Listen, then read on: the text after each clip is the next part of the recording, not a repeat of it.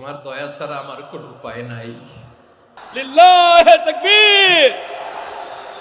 নারায়ে তাকবীর, নারায়ে তাকবীর। মিজানুর রহমান আদের সাহেবের আগমন পটুয়াখালীর পক্ষ থেকে।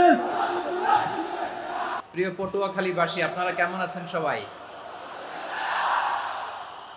আমি তো দেখলাম যে গতকালই এসে আপনারা বসেছিলেন, কষ্ট হয় নাই? সারাদিন খাওয়া দাওয়া করতে পেরেছিলেন তো? নামাজগুলো সময় মতো পড়তে পেরেছেন?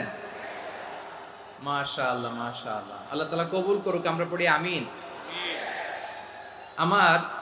আপনারা শুনেছেন যে প্রতিটি বিভাগে আমরা একটি করে প্রোগ্রাম দিচ্ছি, একবার করে সফর করছি। তারই ধারাবাহিকতায় বরিশাল বিভাগের এই প্রোগ্রাম আমাদের মাসুদ ভাইয়ের কারণে বাধ্য হয়ে আমাকে পটুয়াখালীতে দিতে হয়েছে। মাসুদ ভাই এমন ভাবে ধরেছেন, রিকোয়েস্ট করেছেন, সেটাকে ডিনাই করার, রিজেক্ট করে দেওয়ার সুযোগ আর হয়নি। আলহামদুলিল্লাহ, খুব চমৎকার একটি শহর, অসাধারণ একটি নগরী। আমি উপর থেকে দেখছিলাম, খুব গোছানো, খুবই গোছানো সুন্দর একটি শহর, আলহামদুলিল্লাহ। আর পাশেই আছে আপনাদের বিশাল সমুদ্র সৈকত, যেখান থেকে সূর্যোদয় সূর্যাস্ত একসাথে দেখা যায়, ঠিক কিনা বলেন?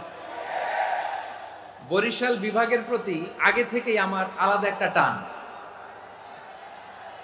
দুটো কারণে।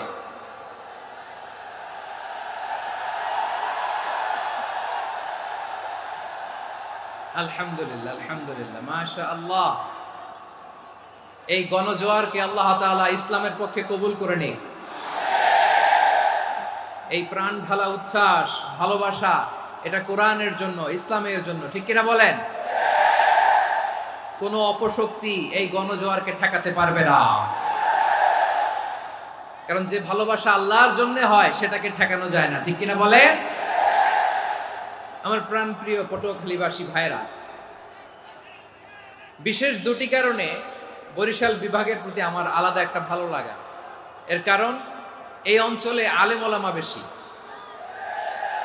ঠিক কিনা বলেন? আজকের এই প্রোগ্রামে অনেক কওমি মাদ্রাসার মুহতামিম সাহেবরা এসেছেন, আমি শুনেছি। আলিয়া মাদ্রাসার প্রিন্সিপাল হুজুররা এসেছেন, খতিব সাহেবরা এসেছেন, ইমাম সাহেবরা এসেছেন, মুয়াজ্জিন সাহেবরা এসেছেন। এই বিভাগে আলেম ওলামা বেশি।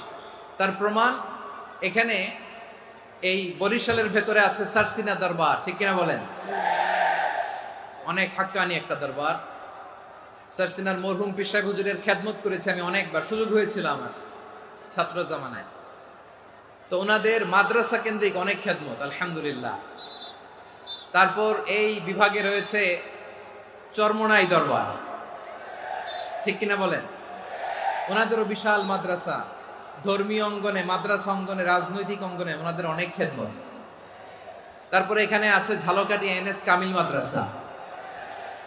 আমরা কায়েস সাহেব হুজুরের কথা শুনেছি, আল ইত্তেহাদ মা আল ইখতিলাফ, মতবিরোধের সাথে ঐক্য, অসাধারণ কথা। তো এই সমস্ত বড় বড় আল্লাহওয়ালাদের আগমন এই ভূখণ্ডে হওয়ার কারণে এখানে ধর্মীয় বিশৃঙ্খলা, মারামারি কম, আছে ঐক্য, ঠিক কিনা বলেন? বরিশাল বিভাগের প্রতি আমার বিশেষ ভালোবাসার এটা একটা কারণ।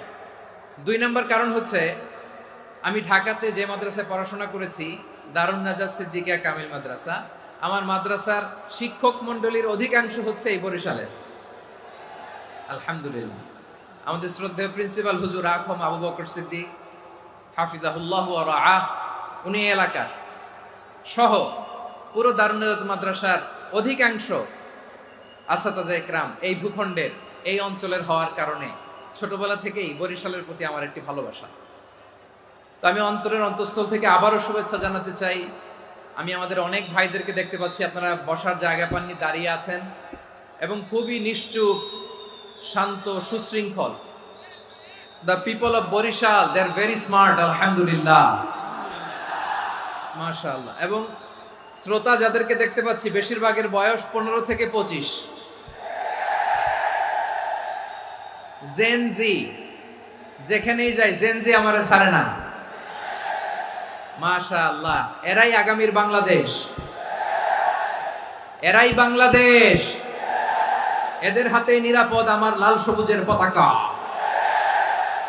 এদের হাতে নিরাপদ আমার 56,000 বর্গ মাইলের প্রতিটি ইঞ্চি মাটি।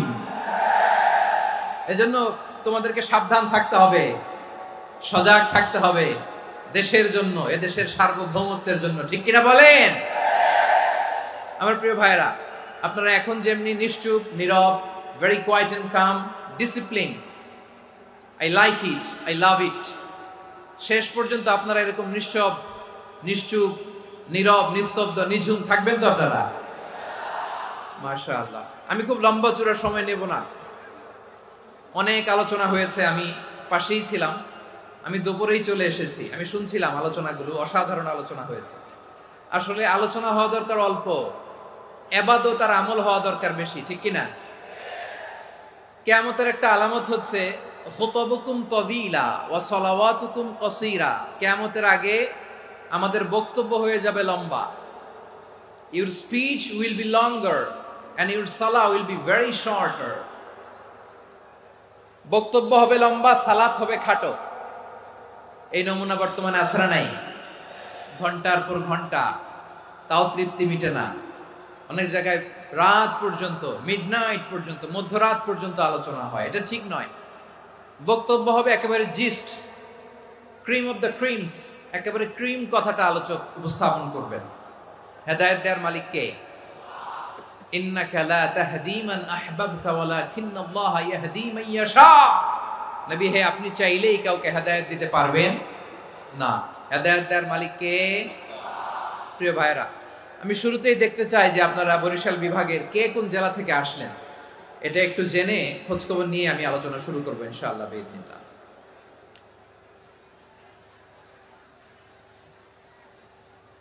প্রিয় ভাইরা, আমি দেখতে চাচ্ছি আপনাদের এই বরিশাল বিভাগের ভোলা জেলা আছে না একটা, দ্বীপ জেলা, ওখান থেকে কেউ আসতে পারছেন নাকি? হ্যাঁ, আল্লাহু আকবার, আসছে তো, ওই যে হাত দেখা যাচ্ছে। সর্বনাশ, মাশাআল্লাহ, মাশাআল্লাহ, ঠিক আছে। আল্লাহ আমার ভাইদেরকে তুমি কবুল করো। বরগুনা জেলা থেকে কেউ এসেছেন আজকের প্রোগ্রামে?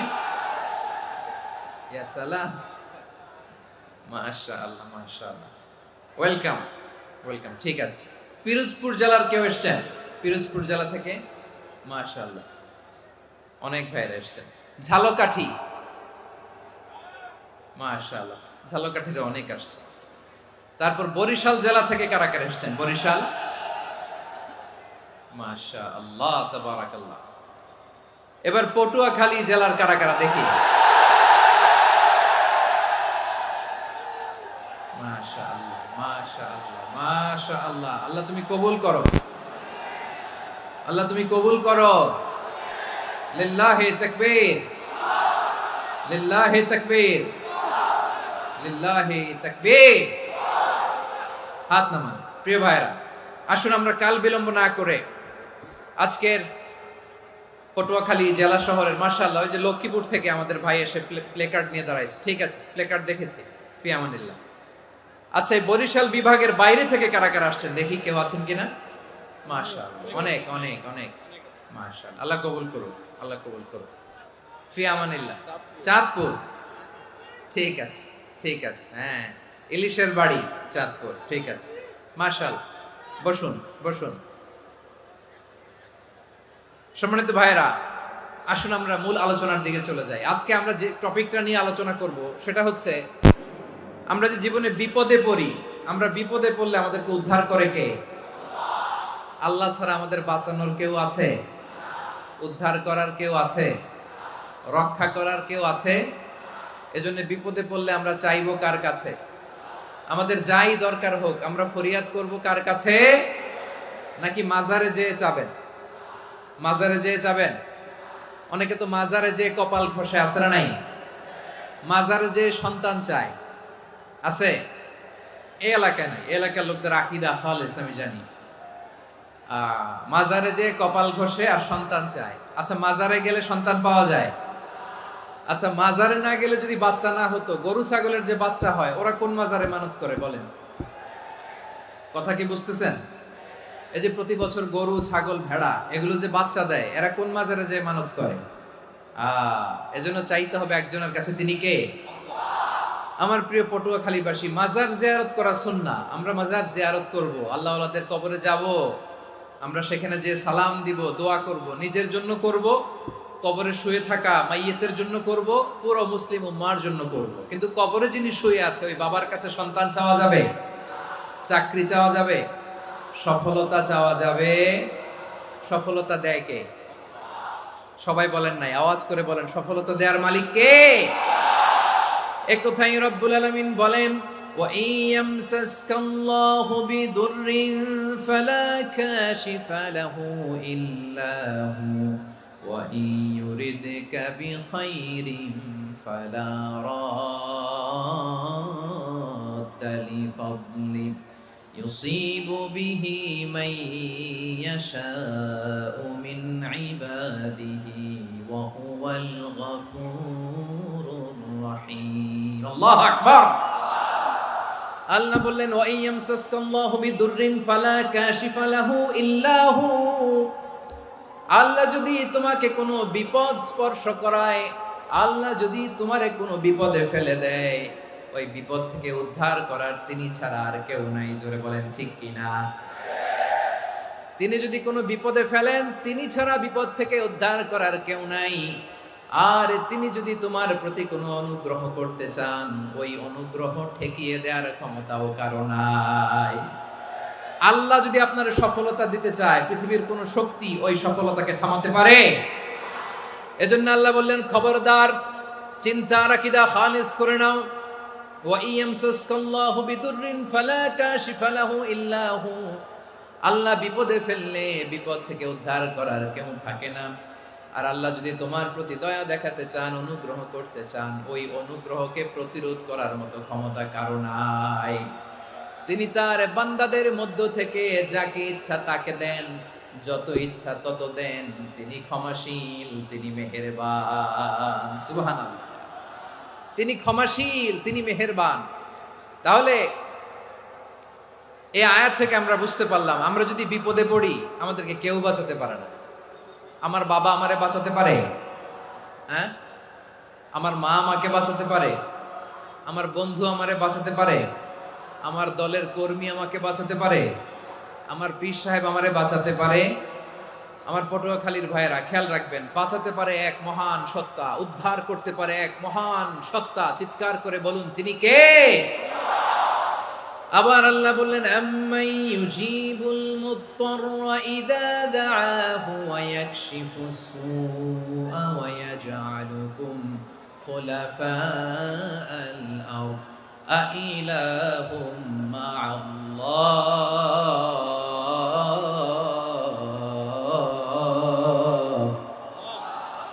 ক্বালিলাম মা তাযাক্কারুন। রব্বুল আলামিন বলেন, বিপদে পড়ে কাতর কণ্ঠে চিন্তাগ্রস্ত হয়ে যখন কেউ ফরিয়াদি হয়ে আল্লাহর ডাকে হাত তোলে, তখন এই ব্যক্তির ডাকে সাড়া দেয় কে? সবাই বলুন। কাতর কণ্ঠে বিপন্ন অবস্থায় আপনি যখন কেঁদে কেঁদে হাত তুলে আপনার দুঃখের কথা জানান, আপনি যখন ডাকেন তারে, তখন আপনার ডাকে সাড়া দেয় কে? আল্লাহ বলে, আমি সাড়া দেই। তোমাদের বিপদকে মুক্ত করে দেয় কে? ওই আল্লাহর সাথে কোন উপাস্য আছে নাকি? কিন্তু খুব অল্প সংখ্যক লোকই তোমরা উপদেশ গ্রহণ করো। কথাটা কার? তাহলে বিপন্ন মানবতা যখন কাঁদে, মানুষ যখন বিপদে পড়ে নিরুপায় হয়ে ফরিয়াদ করে, তার ডাক শোনার কেউ নাই একজন ছাড়া। চিল্লায় বলেন তো তিনি কে? এজন্য আমরা ফরিয়াদ